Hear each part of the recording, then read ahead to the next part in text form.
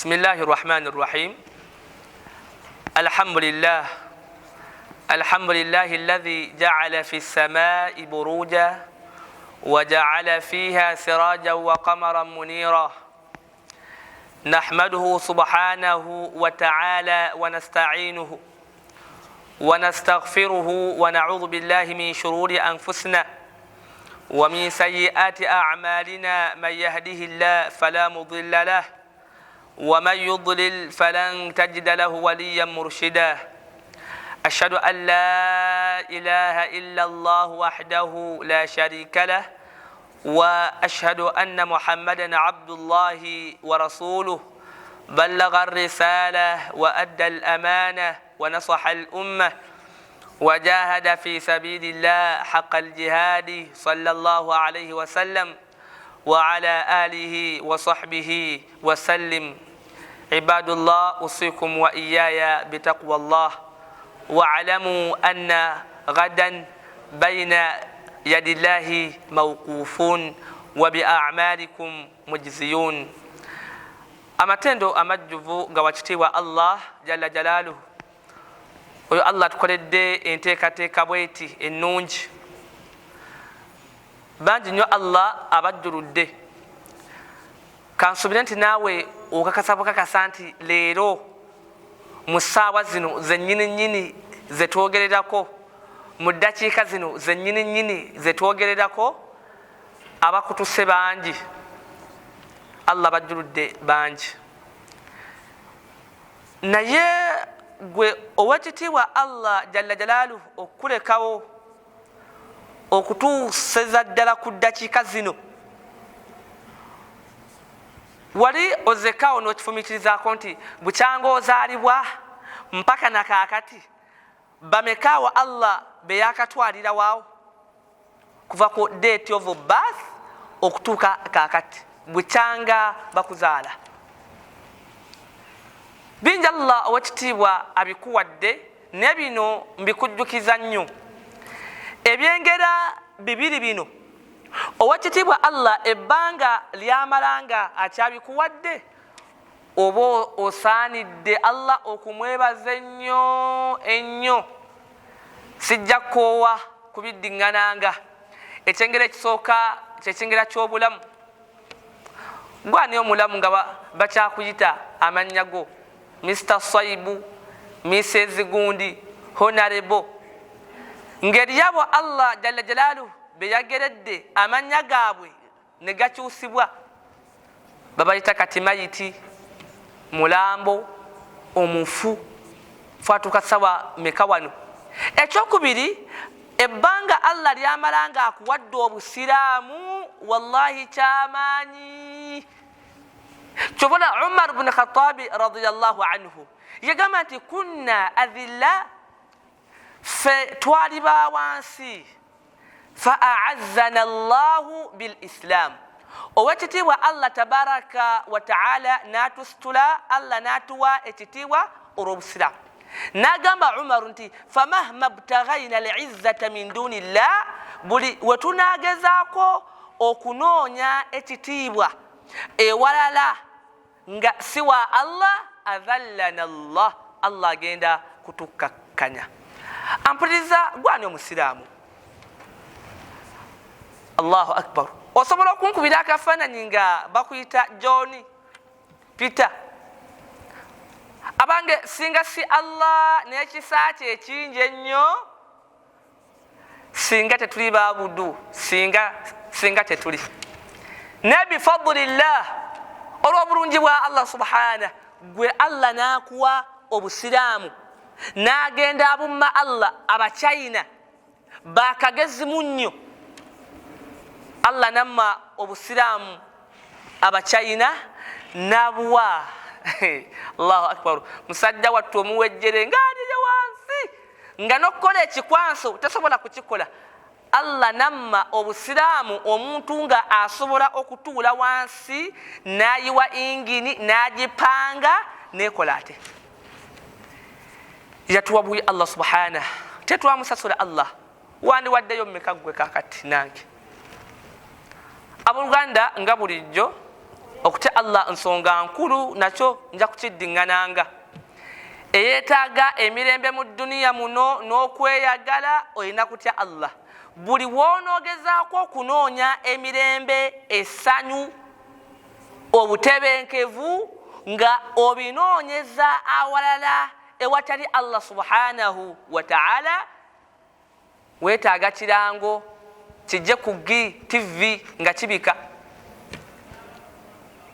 Togenda kubifuna, togenda kubifuna.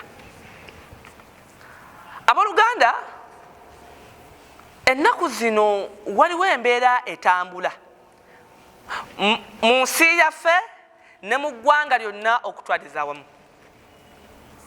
Bannange abantu bafa nnyo. Allahu akbar, Allahu akbar. Olunaku lumu weeruti bayinza okukubikira abantu nga 10 abali ku social media abatera okuyambisa ku WhatsApp oba wakagulawo bwoti message esooka ebegamba nti inna lillahi wa inna ilaihi raji'un. Ti ya rabbi, ati ani ono ate? Wayitawo essaawa 2 ne babika, ne wayitawo essaawa endala 4 ne babika. Haji gundi Allah wekitiibwa amujjuludde, seeka gundi Allah amututte, maama gundi Allah amujjuludde. Kugamba tutuuse n'ekiseera nga omuntu okubika tekyewunyisa kati.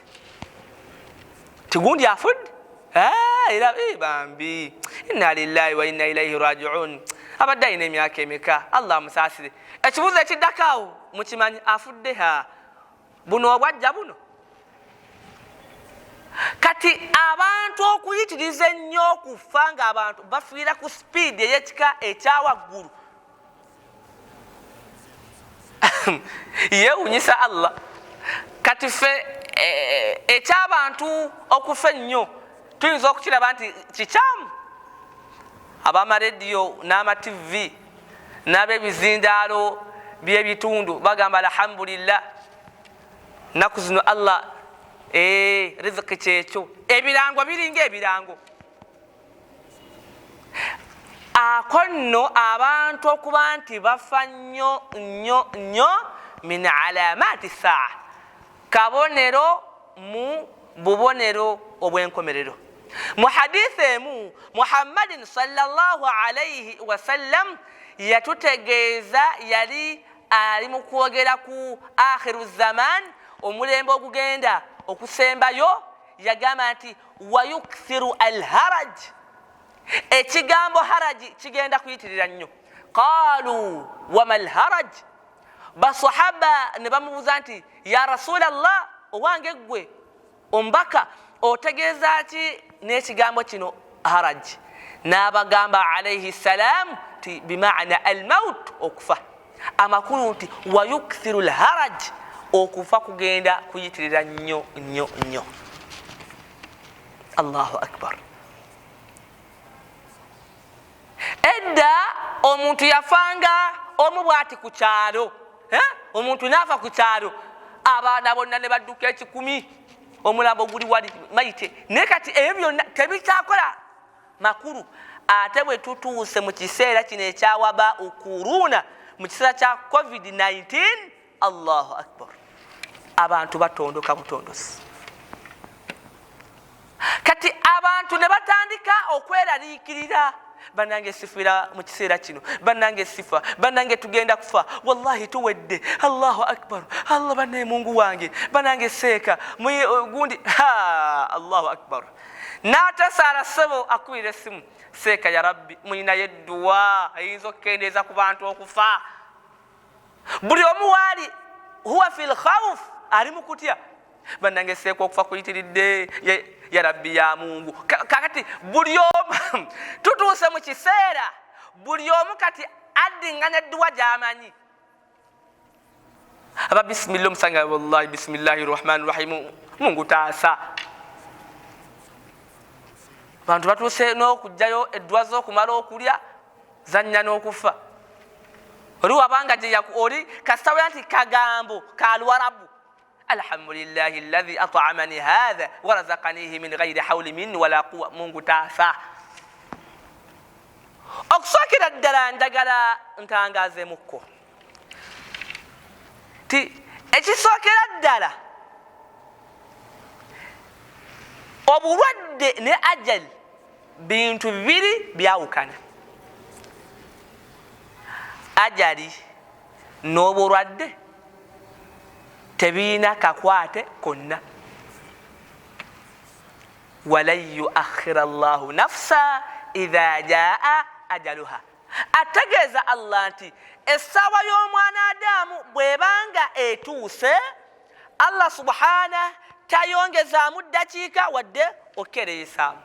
walan yuakhira llahu nafsan idha jaa ajaluha. Idhan obulwadde butuufu weebuli. Era kati oli ayinza okubuuza kakati seeka ate bano abafa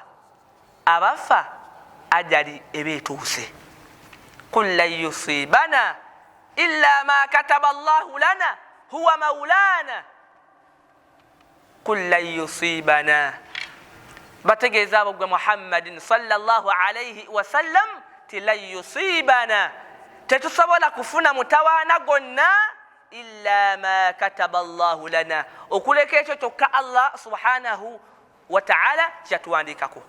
Kati abooluganda mu mbeera eno akonjagadde nkatereezeemukko olw'ensonga nti abantu bangi babadde batandise kwegamba hatta n'okufuna enzikiriza ezigamba nti obulwadde busobola okusembeza ajali. Abadan. Wabula ate ebiragiro byonna bikulu, kubanga wala tulqu bi aidikum ila tahluka. Mask giseeko, sanitizer, social distancing nebigenderako byonna, naye nga fa'alam, manya nti ajal Allah subhanahu yagiteekateeka weewo, teyongerezebwayo ate tekereesebwamu oba okugisembezaamu. Abooluganda, mu kaseera kano nga okufa kungi, okufa kufuuse okufa, bano bafa eno babika ne babika. Okusookera ddala kankutegeeze kino, wama tadri nafsun maadha taksibu gada wama tadri nafsun bi ayi ardin tamut. Owekitiibwa Allah mu bintu byeyatukweka, Allah yatukweka, nze ali mu kwogera naawe andaba, tetumanyi kiki ekigenda okubeerawo enkya, era tomanyi ogenda kufiira mu kifo ki oba ogenda kufiira mu nsi ki oba mu district ki. Kati mu bintu Allah bye yatukweka okufa mwekuli, era wallahi Allah tusaasire, teri ayinza kumanya ani ampuliza nkakasa, tomanyi Allah kutwala ddi. Ali mu kwogera nange neegamba wallahi nange simanyi Allah musinkana ddi. Abanda bamwenna nabampuliriza wakati mu bunkenke buno, abantu bafa, abantu baba subhanallah, banayeseeka twetaaga wallahi musabe ku Allah, bananga abantu nga bangi bafa.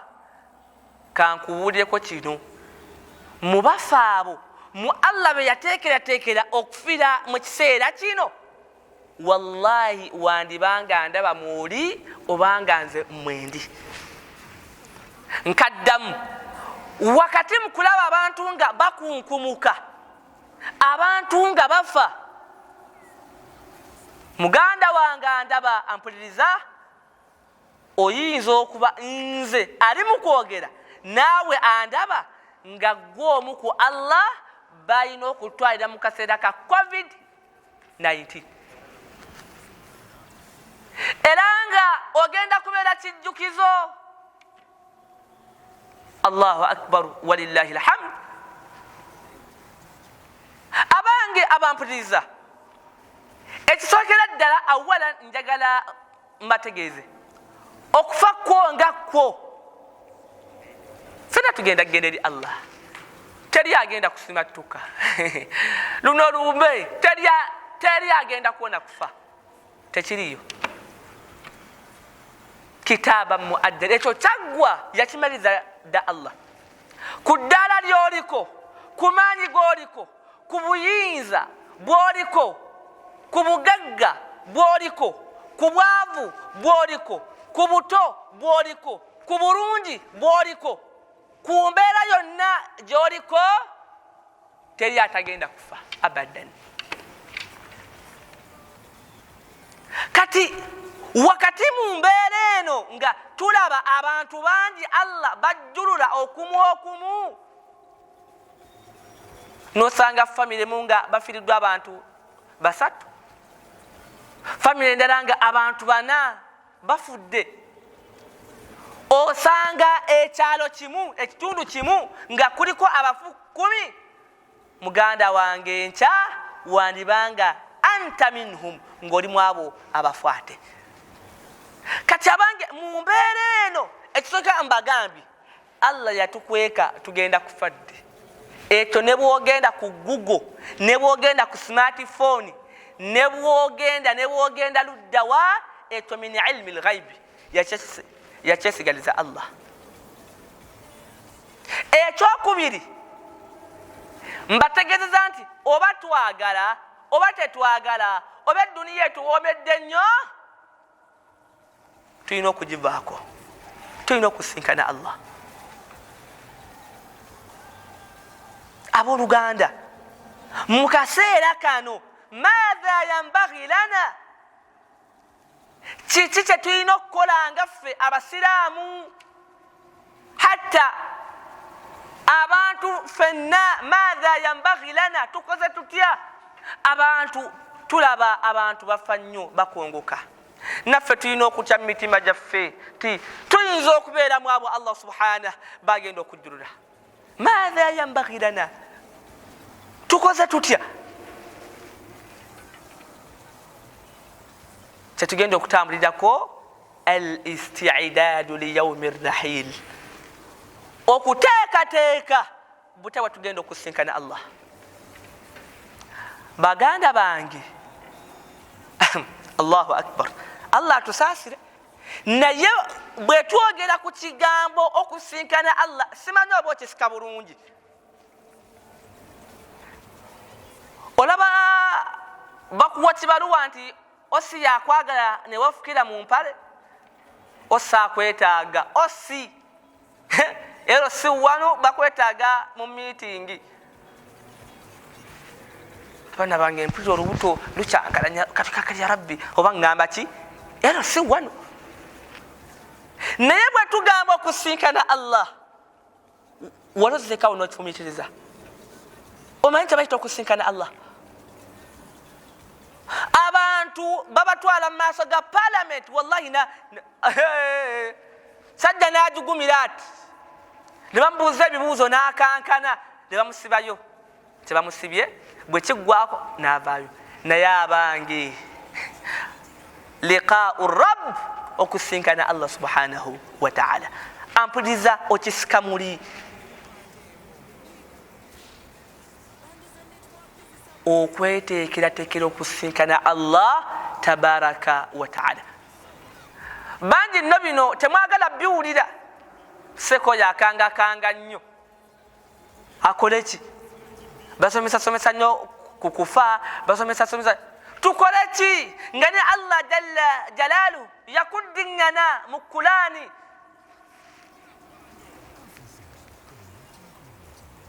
Abange abasiraamu n'abantu mwenna,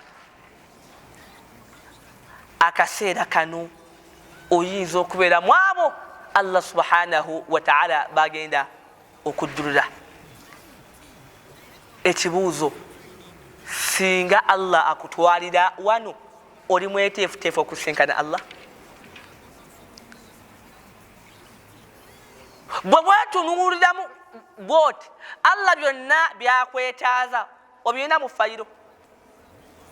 Jjukira nti Allah nannyini kututonda alina ensonga lwaki yatuleta mu duniya yagamba Allah aya eno mugiddingana nnyo ti wama khalaqtil jinna wal insa illa liya'budun nze Allah sikerangako kutonda bantu namagege namajinni illa liya'budun okuleka ekyabantonza nsonga eriemu yokka bweti kunsinza nze Allah ampuliriza Allah singa kutwalira mu ddakiika eno ddala ddala Allah omusinzizza mu butuufu bw'okumusinza Allah ekyokuleberako kyenyinza okuwa abakulirako eyo wansi mu byalo tuve wano ku State Square abakulirako mu byalo eyo abakula ne bajjajja omukadde yakwatanga n'akutuma amazzi nagamba Abudu genda oleete amazzi gano n'ekidomola kiikyo gakufumba mmere Abudu wakati mu kutuuka ku luzzi n'osangayo akapiira kakyayiddiba ono yeeyisa Seno ono gundi mani ono alhamdulillah ono yeeyisa Messi ono yeeyisa ani jjukira omukadde akutumye ku ssaawa 6 nagamba nti abange nkutumye genda ku luzzi nkwetaaza ensonga emu yokka bweti neetaaga amazzi wano bwe watuukanga ku luzzi nodda mu kapiira n'essaati n'ogijjako ekidomola omukadde kyakuwadde kyekyakolanga ggoolo nodda mu kkuba embeekuulo noddamu n'engatto n'otuuyana ne mukuba akapiira ne bakuteeba oba okuwangula n'owangula kaakati mumala gundi muwangula nga muddabo muwangula nti tetumatidde tuddemu okutuusa obudde we bwazibanga n'ogamba la ila ogenda okulaba ku ssaawa ngeri ssaawa gi n'ogamba mpedde leero nga kyolina okukola bw'obanga oluusi tonnatuuka ku luzzi eno wansi nga Allah subhanallah ng'akadde bwe kaggwangayo n'ogamba nkoze ntya obudde buzibye sikyaddayo eri ekyokubiri omukadde ngenda mugamba ntya n'okwata ekidomola ky'omumpolampola wakati mu kusooba n'ogenda ng'oggulawo oluggi oba oluggulawo bwati omukadde nakkwata bwati nagamba nakutumye eki Hamza nakutumye eki Hamza nakutumye eki abajjukira masha Allah emiziŋŋoonyo mugijjukira olwo nga gitabuka nakutumye eki mazzi togalese abange ekifaananyi ekyo kizza eno ow'ekitiibwa Allah yatutonda n'atusindika ku duniya Allah n'atusibirira n'atugamba Allah nti abange mbasindise ku nsi lwa nsonga emu njagala munsinze mu butuufu bwe nina okusinzibwamu kati ffe bwe twatuuka ku duniya lwe luzzi oba okululinaana twadda mu kapiira ne tuva ku nsonga eri Allah gye yatugamba bwe twakuba akapiira ne tukuba akapiira kentegeeza kwe kwesamba Allah akapiira kentegeeza bwe bwonoonefu akapiira kente kati buli omu ayina akapiira ke akamugayazizza okukola Allah subhanahu wa ta'ala kyeyamugamba okubeera nti akola kaakati obudde butambula tuli biza mu ggula emmotoka alhamdulillah si kikyamu tuli mu kuwoowa masha Allah si kikyamu naye abange nga Allah kye yatutuma tetunnakituukiriza kati ebbanga litambula tuli mu kapiira tuwangudde we batuwangula tuli mu kunyumirwa essaawa zikooneemu ye malakul mauti essaawa bwetuuka emunoga ya rabbi ya Mungu nkoze ntya sikyalina wakudda leka nzireyo eka bw'otuuka eka bwoti Allah nakukwata nakutuma esswala mu siraamu ziriwa omukyala walina okwebikkirira biriwa bino bye nakutuma kati abange abampuliriza wakati mu kweteekerateekera okusinkana Allah kasendowooza ekifaananyi kiri okinsikidde bulungi nnyo. Kati abange Allah atubanje ekidomola nga kirimu amazzi ze ibadaati. Allah atubanje essala, Allah atubanje okusiiba, Allah atubanja Qur'ani, Allah atubanja emirimu gyonna egitegeeza okumusanyusa Allah subhanahu wa ta'ala. Ekyokubiri, abange baganda bange, okusinkana Allah jalla jalaalu tetugenda kubuuka waggulu nga binyonyi. Tekisoboka. Mukakati gundi era gwe bwewulira nti gundi yagenze mu maaso ga Allah tolowooza nti yagenze yafunye ku pasipoti n'afuna ennyonyi emututte mu maaso ga Allah. Ekkubo Allah lye yassaawo mwe tulina okuyita okumusinkana Allah kufa. Wallahi kigambo kikaawu.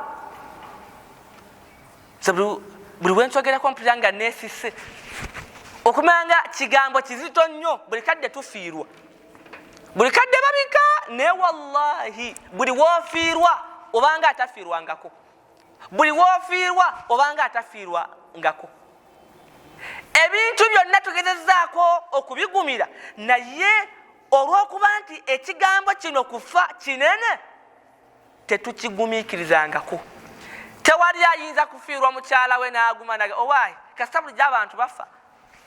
Tewali ayinza kufiirwa maama we n'agamba ate nkaaba ki abantu nejjuzi baafudde okaaba butwa obanga atakaaba kwegamba obanga atafiirwangako. Kati abange ate nga njagala mbakakase kino nti wallahi thumma billah nga n'owekitiibwa Allah yakinywezaawo yagamba Allah kullu nafsin, Allahu akbar, kullu nafsin dha'iqatul maut. Buli ekiyitibwa nti kiramu, buli ekiyitibwa nti kissa kyakukombezebwa kukufa. Allahu akbar. Ekigambo kullu, ennyukuta ya kullu tereseeyo munene, tereseeyo mutono, tereseeyo mugagga na mwavu. Allah agambye saagala kumanya nonsensi wammwe, obadde n'amalala, obadde mwetowaze, obadde w'amaanyi, obadde obadde wa bbeeyi, obadde byonna. Allah atutegeezezza kullu nafsin dha'iqatul maut. Olina omulimu tolina, olya bulungi tolya bulungi, oli sereebu toli sereebu, oli mumanyi toli mumanyi. Allah agambye ebyo byonna seetaaga mmanya. Kullu nafsin dha'iqatul maut. Buli mwoyo gwonna gwakukombezebwa kukufa. Allahu akbar. Abange mwe mulowooza omumanyi omu kyava agamba Mahmud al-Masri ti law kana dunya taduumu li ahliha, ensi eno wabakubaawo agenda ogisigalako lakana rasulullahi hayyan, yandibadde ng'omubaka Muhammadin sallallahu alayhi wasallam yandibadde nga mu duniya mwali. Naye olaba naye kennyini Muhammadin fil qabr, Muhammadin sallallahu alayhi wasallam ne bw'ogenda e Saudi Arabia ne bw'ogenda e Madina taliyo, yafa. Olaba afdal khalqillah kyona kya Allah ekyasinze ebbeeyi Muhammadin sallallahu alayhi wasallam yafa. Fama baalu ana wa anta, ate olwo gwe nange. Kullu nafsin dha'iqatul maut. Abasiraamu kullu nafsin dha'iqatul maut. Ffenna tulina okwambala ku ssanda, ffenna tulina okuyitibwa ku bagenzi. Andaba wenna wallahi akaseera gye kali omugenzi seeka yalinga wano, omugenzi maama olwo nno ng'abaana nga boogera ku nnyabwe, omugenzi maama, omugenzi taata nga yeggwe andaba nti ffenna nga bwe tukyali abalamu tuyina okuyitibwa ku bagenzi. Omugenzi taata yalinga wano, omugenzi senga, omugenzi mukulu waffe, omugenzi gundi. Allah naleeta ensonga namba 2 n'agamba Allah nti wa innama tuwaffawna ujurakum yawma alqiyama. Allah kyagenda okukola oluvannyuma lw'okufa kwaffe, wa innama tuwaffawna ujurakum yawma alqiyama. Allah buli omu agenda muwa empeera ye ala hasiba a'malina, buli omu okusinziira ku ebyo bulijjo byokola. Ampuliriza, osazeewo osinkane Allah n'ennugu eyo ku mutima? Andaba, osazeewo osinkane Allah n'obulogo? Andaba, osazeewo osinkane Allah n'obutasaala? Andaba, ampuliriza, osazeewo osinkane Allah n'embeera eyo gy'olimu embi? Allah teweetaaga kumanya. Wa innama tuwaffawna ujurakum yawma alqiyama. Je tugenda mu kufa n'oluvannyuma lwayo eriyo Allah kutuwa mpeera, buli omu alina okugabana. La ilaha illa Allah. Allah tusaasire. Yawma tubula sarair, qiyama Allah agenda kwabya abantu. Allahu akbar walillahi alhamdu. Ogenda kundabira abasajja nga baali bannaddiini ku duniya kuno, Allah muleete nga yali mulogo namba 1 mu district, yasaazanga ejjuma. Yawma tubula sarair, ensi yonna ngeri ku TV. Laba Allah wagenda okuleeta hajjati, atajjangako kikaaya. Allahu akbar, nga ye yali asaanidde okubeera n'abakiri mu ggwanga. Allah n'agamba subhana ti faman zuhziha anin nar wa udkhila aljanna faqad faz. Yenna agenda okufuba yerwaneko, yenna agenda okufaayo yerwaneko, agezeeko okuteeka amateeka g'ekitiibwa Allah mu nkola, agenda okugezaako agamba nti wayi kangezeeko okusaala kansaale. Allah agambye kankole. Omubaka Muhammadin sallallahu alaihi wasallam ayina kyagambye kankikole. Allah n'amusaasira ne yeesamba jahannam, omuliro. Allah n'amusaasira n'aguwona. Faqad faaz, omuntu oyo agenda kubeera mu kwesiima. Nze ntera okubagamba nti okwesiima alhaqiqi okutuufu alfawzi biljanna. Kwesiima naddana ya Allah, kwesiima okutuufu. Buno obulamu olina gwomanyiyo ku mulembe guno. Yawangadde emyaka 2, owangala 10 abaana ne baga ya Rabbi kadde naye atusobedde tafa. Okuweza 10 okola eggulire kadde ayina emyaka 10. Allah n'agamba nti wamal hayatu dunya, abange tugenda empola n'ensi eno. N'agamba Allah nti wamal hayatu dunya, tebuli obulamu buno obw'ensi obutuwalaŋŋanya, obutulegesaŋŋana, obuwala noono, obutujja ku Allah waffe, obutuloweza nti tuli b'amaanyi, obutuloweza nti gwe alhamdulillah wooli. Allah agamba nti temuli illa mataa'u alghurur, bulimba. Duniya bulimba. Wamal hayatu, obulamu buno illa mataa'u alghurur. Olwo omukyala nga abadde mulungi, notira mayiti ye nga batadde mu ppamba, ali awo atunudde bw'ati, ebiwuka bimuyitamu ti nalulungi. Mugende mubuuze ku bannalulungi b'olukumi, gundi mu gy'ataano nalulungi, mugende muzikule mu kabbuli mujje mulabe buwanga nalulungi. Wamal hayatu dunya, abange obulamu buno tebubalimba, bulamu bwa kigayaza bugayaza. kiki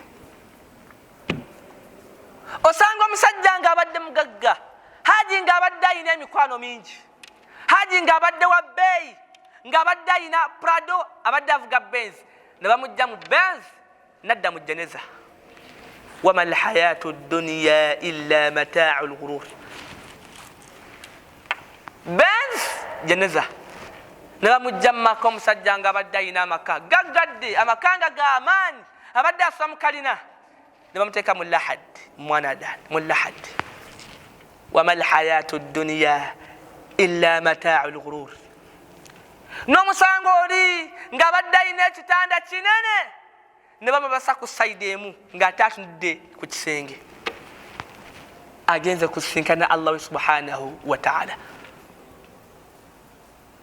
abange almautu haqqun abanda bamwenna bannyinaze baganda bange bamaama bataata almautu haqqun wallahi kigambo okufa kituufu okufa kwa mazima toddamu n'okuwakanya naye abange tetugenda okufa tugenda kufa ffenna naye kaifa al istidad weeteeseteese otya ampuliriza weeteeseteese otya omubaka muhammadin sallallahu alayhi wasallam abuuzibwa nti ayu lmuminina akyas mukkiriza ki bakkiriza ki abasinga okubanga bagezi nnyo mu duniya muno gwewa ansa kyawo fe abagezi baffe be babbi oli bwabba wallahi ekisajja ekyo kigezi oba yagisunya ate yarabbi essimu eyo wallahi ekisajja kigezi nnyo omulogo betuyita abagezi wallahi ekisajja kiina awongo gulago gukadi sebo n'oyo kyamuloze abantu balamu be basiru betuyita abasiru sajja atavuma abantu omusajja omukkakkamu nti omusiru oyo ne bakubbako kale oli nagenda nakuvuma notamuddiza oli nakuloga nawe notazaayo nze sikulabangako gwe kati omubaka muhammadin sallallahu alaihi wasallama abuuzibwa nti ayu lmuminina akyas bakkiriza ki allah bawadde nga bagezi nnyo omubaka alaihi ssalam nawa ansa n'abagamba nti aktharuhum lilmauti dhikra beebo allah baawa ng'ekigambo okufa bakirowoozaako nnyo wa ashadduhum istidadan lahu era nga bayitirivu nnyo mu kukyeteekera abange duniya tugipulanningidde tugezezaako byonna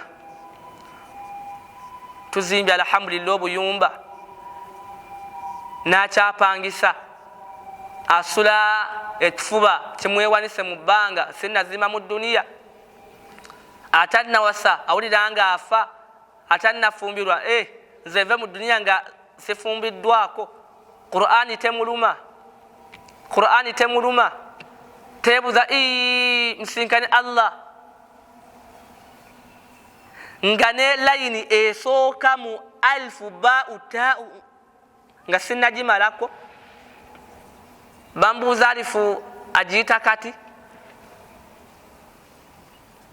aktharuhum lilmauti dhikra abagezi bebungwa okufa bakuwa nnyo obudde n'okukulowoozaako ennyo n'ekyokubiri nga si byakukulowoozako just wa ashadduhum istidadan lahu era nga bafaayo nnyo okweteekateeka nako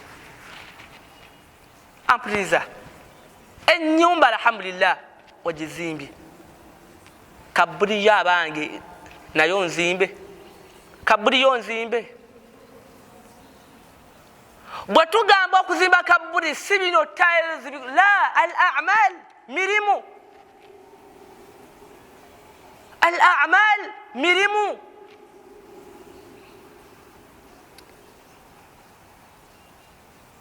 ekitanda okirina ekyakaburi gyekiri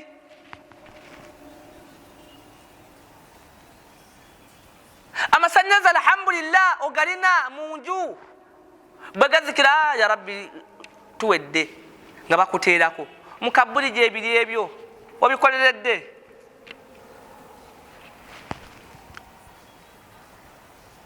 kyovula baba tukulembera abalongoofu bwe kyatuuka ku kigambo kufa bakiwanga nnyo obudde rahimahumullah wa radiyallahu anhum bakiwanga nnyo obudde Arabi' ibn Khusaym ye yali yasima kabuli makagi nga buli kanaku akeera kwegezaayo ko bwati nakuba akafaananyi nga gyali ampuliriza kati nga naawe webakemukaawo andaba weegolere bwoti ogambe wallahi akaseera kagenda kubanga bangolodde bati ono Rabi' ibn Khusaym yayina enkola eyo nga buli kanaku ayina kabuli gye yasima ng'akeera kugyegezaamu bwati n'agamba nti wallahi law faraka qalbi maa dhikri almaut singa omutima gwange gwawukana n'okujjukira ekigambo kufa la fasada nandiyonoonese abampuliriza oteeseteese otya amaziika go oteeseteese kubanga ekyo kyo njagala mukirizagaana wallahi ekiseera gyekiri nga bwolaba message zitambula ku WhatsApp okwo nti breaking news inna lillahi wa gundi Allah amujjudde wallahi nga manyago hawla Allah mututte hamdallah mujjuludde wallahi nga yeggwe ng'ovudde ku by'emitimbagano Allahu akbar ekirango kyabange ekiseera gyekiri abantu b'ennyumba ya gundi n'ennaku nnyingi nnyo babikira abantu gundi mwenna muganda waabwe wallahi nga yeggwa ndaba tusaba omugenzi Allah amusaasire era amusonyiwe ekyawunyisa mu byonna era bannange tukole nnyo emirimu gyaffe gino emirongoofu buli omu nyiikira nnyo kankwayo kino okumanga ku duniya kuno tuyina okubeera nga tweteekateeka nnyo tekuliko mikwano mituufu kati gwe wamma haaji oba wenna ndaba Allah n'akujjulula hajjati ewaka asobola omanyawo bannange Allah mututte zonna esimanyi kumanya bannange nze mpedde naye ne bamugamba ne hajjati engeri hajja ono byakkoledde akuzaddemu ku baana hajja akuzimbidde enju tukwegalidde hajjati webakeko ne mayitiye Allahu akagala nemwe temusobola kwenda munveeko ekyo akigoberawo ana ayinza okwebaka ne mayitiyo man bakabire eno mu ntimbe wallahi nga nokutya bakutya fe tutera okgendako eyo oluusi bafiirwa n'ogenda oli nobaga nti waayi mujja mulabe wano ku kitammwe mulagamba nedda Allahu akbar nokulabako kati nedda wallahi mpulira saagala banaye mpulira nja muloota ekiro tebaagala nakukulabako bwe tugenda okuziika buli omu ne yeesansawaga bannange fe tuwedde wano bannange era waka wano naye ne bamugamba hajja tetukwegayiridde munnange tukwegayiridde tuleete ekitanda kyo osise ku ntaana ya haaji wallahi nedda nammwe busiraamu bwakigaane awo n'ataasoma ku busiraamu ekyo alhamdu saka wallahi nedda mujemedde Allah ampuliriza bw'otakozesa kakisa ka bulamu kweteekateeka muganda wange khasira dunya wal akhira tewali ayinza kukabira bituufu ani ne bakabira gwe omwezi mulamba nga bakyali ku gwe ngolaba tubeera mu kuziika wali nga embozi yabyamiza nnyo yavudde owaayi sajja byatukubye gole wallahi omanyi kati ekiri mu Uganda kyomanyi kati politics n'atakwagala awo nno ekitiiyo akikuba masha Allah bismillah gisomesa amaanyi bwegujja bagira omukyala ng'ettaka alikuba ku mujja we alhamdulillah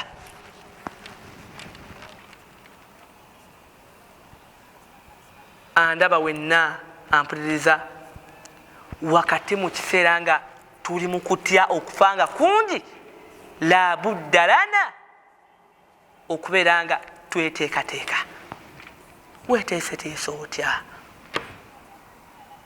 weeteeseteese otya Allahu akbar nze banne mulimu ebintu byentunuulira neneyongera okutya haja abadde omulamu hajjati muganda wange wenna ng'abadde asobola okwetambuza nga balina kuleeta migogo Somaliya ne kafiga ke akalungi ennyo migogo Allahu akbar embanga balina zisiba busibi kamwoba oliawo kayinza okugwa bwe kati ebiwuka nemuyingira ne bamusiba bati obusika ya rabbi obufaananyi obwo nga gwali ku migogo wali leeta amazzi omutwe teguteredde bulungi omanyi kati geyishono ya rabbi kati sikamu bwoti burawuze yo akatonno gujja bagira Allah naggerera omukyala nga yafudde ayambadde jini yafudde mu mpale nga ya jini bashekati abanaza abanange mutwe kujirita wallahi nga basalayo kwa bagenda munaza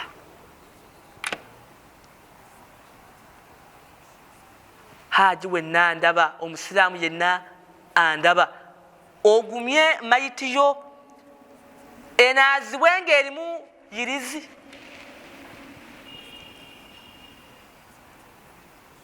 osazeewo nti gwe Allah owekitiibwa omusinkane mu nsisinkano eyo kyova olaba omubaka Muhammadin sallallahu alaihi wasallama yatugamba nti akthiru min dhikri hadhimi ladhati hadithi ya Abi Huraira radiyallahu anhu yatugamba nti abange akthiru abange muyitirize nnyo alaihi salamu atugamba nti akthiru abange abanda mwenna muyitirize min hadhimi ladhati muyitirize nnyo okujjukira omukaya w'ebiwooma ampuliriza omujjukiranga nnyo omuwanga time omuwanga akadde eddakiika ezo n'ozirowoozaako akadde ako okalowoozangako nnyo mu byewuunyisa nze era byentya omuddu ayinza okuba nga wakati mu kufuba okujeemera Allah ng'essanda z'ayina okuzingibwamu nga zaatuusa dda mu dduniya era nga Allahu akbar nga ne mu kikubo nga gyeziri nga mu katawuni nga essanda ye we baakomye ey'omuntu fulani nga ku kyalo Allahu akbar ewammwe gy'oziikibwa we balina okujja essanda zo ng'eyiyo ye nga tewali alina kugitwala nga yeddirirawo ebintu byawunyisa Allahu akbar ebigenda okutuziika fefe nnyini tubyegulira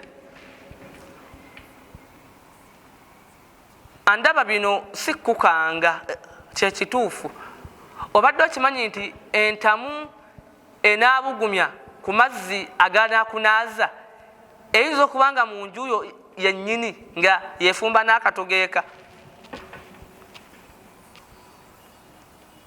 obadde okimanyi nti omukeeka gwe baneeyambisa okusako mayitiyo guyinza okuba nga gwegwo gwennyini oguli mu nsonda Allahu akbar nga akawuzi ke bagenda okweyambisa okusiba akaba nga keeko kennyini kewaguze jjo ebyonna biri awo naye Allah tumusinkanye naki? Allah kyava atugamba nti wattaqu yawman turja'una fihi ila Allah. Abange okuzanya tuzanye naye wattaqu yawman turja'una fihi ila Allah. Munnaku zonna zoba weraliikirira abange otyanga nnyo olunaku lwogenda okuddizibwa mu maaso g'owekitiibwa Allah. olaba Muhammadin sallallahu alayhi wa sallam afdal khalqillah, ekitonde kya Allah ekyasinze ebbeeyi, atuuka mu kaseera k'okufa. Muhammadin sallallahu alayhi wa sallama nabbi wa Allah nayogera ebigambo bino nti la ilaha illa Allah, tewali asinzibwa okuleka Allah yekka. Naye abange, baganda bange, umma yange, inna lilmauti la sakarat, kigambo okufanga kiruma. Obulumi bw'okufanga buyitirivu nga subhanallah, omubaka wa Allah ali mu kulaajana bulumi bwakufa. Obulumi nga bunsuseeko, obulumi nga buyitirivu.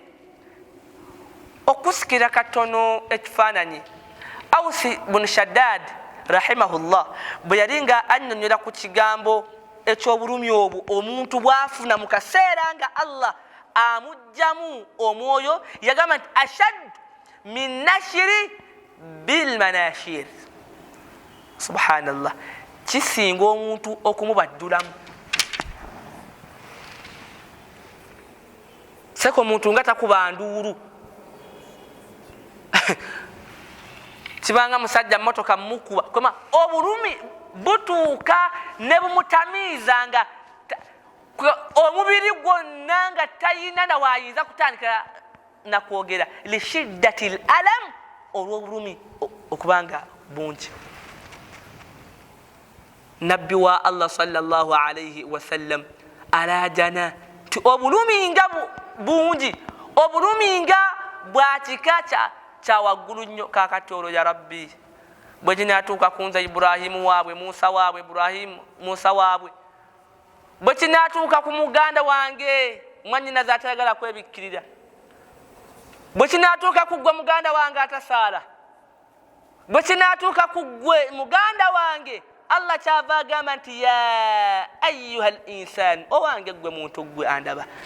Allah gwawadde n'olaba programu eno, omusomo guno n'ogulaba, ma gharraka bi rabbika alkarim, kiki ekikugayazizza okusinza Allah subhanahu wa ta'ala?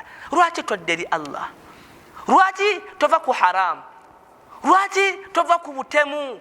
Ma gharraka bi rabbika alkarim, lwaki totuuka n'ogamba wallahi ekimala kimala, byenyonoonyeeko Allah nkusaba, Allah nkwetondera, Allah nsonyiwa, sikyabiddira. Ma gharraka bi rabbika alkarim, weesigudde ki? Bulungi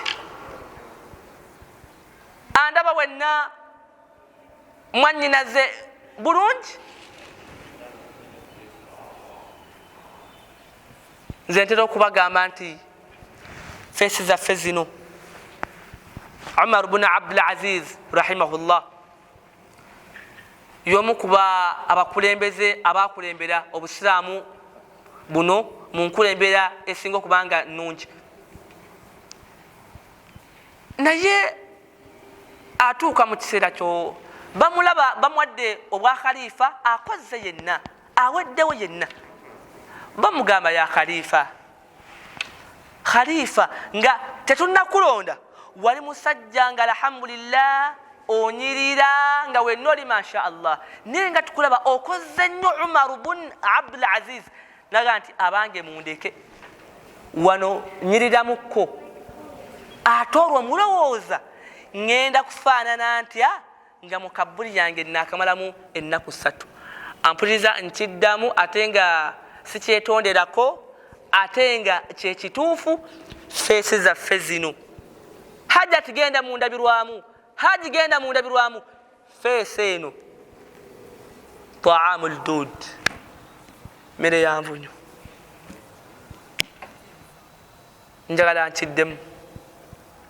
Bwe bubanga obulungi bwe bikugayazizza okudda eri Allah hajjati yenna tulaba eno mmere ya wenna. Allahu akbar.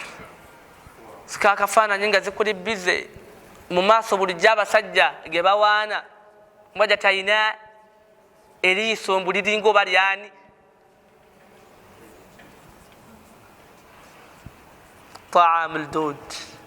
Taamu ddud mmere ya mbuli. Bwe zibanga sente ze zikugayazizza okubeera nga odda eri Allah. Omumanyi omu yagamba nti faya jamiu lmaali, owange gwe ali bize mu kukuŋŋaanya emmaali. Nagamba nze tombuulira ekijja kyonna kijja kujja. N'alya haramu, n'alya emmaali yabamulekwa, n'abba sente z'abantu, n'akola kino n'akola kino, nga yagamba ndi bize mu kukuŋŋaanya. Faya jamiu lmaali walmujtahidu fi bunyan, naawe ng'oli bize mu kuzimba, ozimba kino ozimba kino, naye nga akhira togifuddeeko. Yagamba nti fa wallahi ndayira Allah laisa laka min maalika illa al akfan. Mu nsimbi ze zonna, abagagga mumpulirize, mu nsimbi ze zonna toyinaamu okuleka ebintu biringa bisatu. Ne wano sheekh yaleeta sanda. Omugagga ne wabanga Allah amujjuludde ng'abadde ayina Kampala yenna nga wuwe, tusooka kujjako sanda 3 ez'omusajja. Ndowooza buli sanda kale katugambe sanda za sente mmeka kale simanyi nnyo, naye kale katubale nti buli sanda ya mutwalo esanda, buli sanda gye mitwalo 3. Kale gattako ne kagaisha kaffe. Gaisha ndowooza nze si kale katumbalire mu 3 gaisha tubeereko n'obuti bw'ennusu mutwalo. Wallahi ku nsimbi zonna z'okuŋŋaanyiza oyinza obutawezaako mitwalo 10.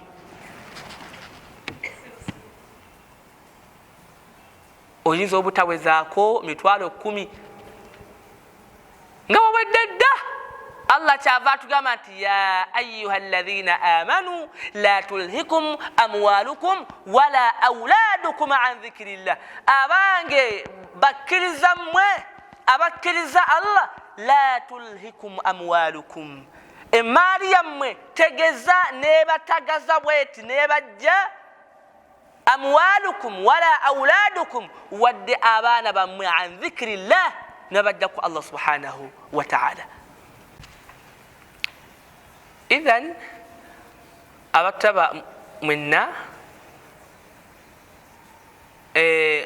wakati mu mbeera eno gye tulaba ng'abantu Allah subhanahu wa ta'ala abajjulula mu sitiidi etagambika, tulina okubeera nti kubanga ne bw'onoogigumira ekyo kyokufa tteeka weeriri.